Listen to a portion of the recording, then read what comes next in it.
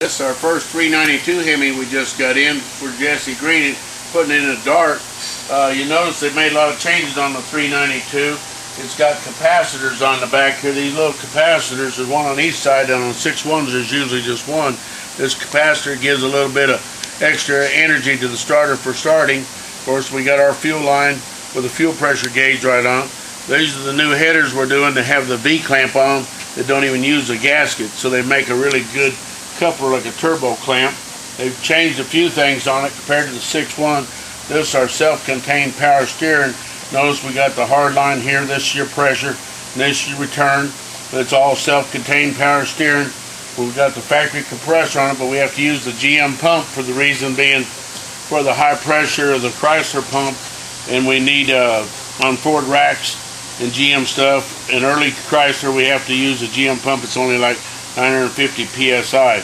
And they made a few changes here. Of course, this is the pressure to the heater. This is your coolant temp sensor, and this does stick out about 3/8 of an inch further than the 6.1s did.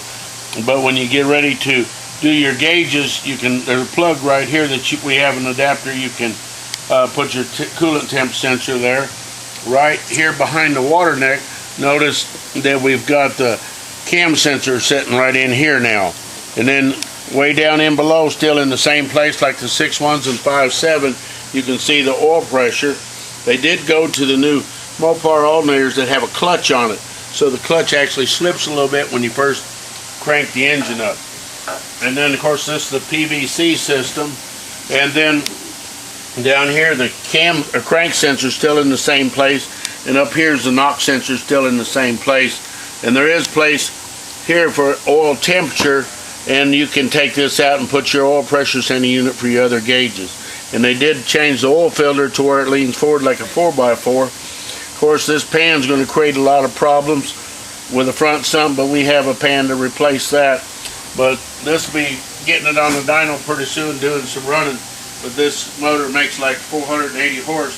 We'll see with headers and a little tune on it how much horsepower we can really pick up. Stay tuned for some new exciting stuff from Street and Performance at www.hotrodlane.cc.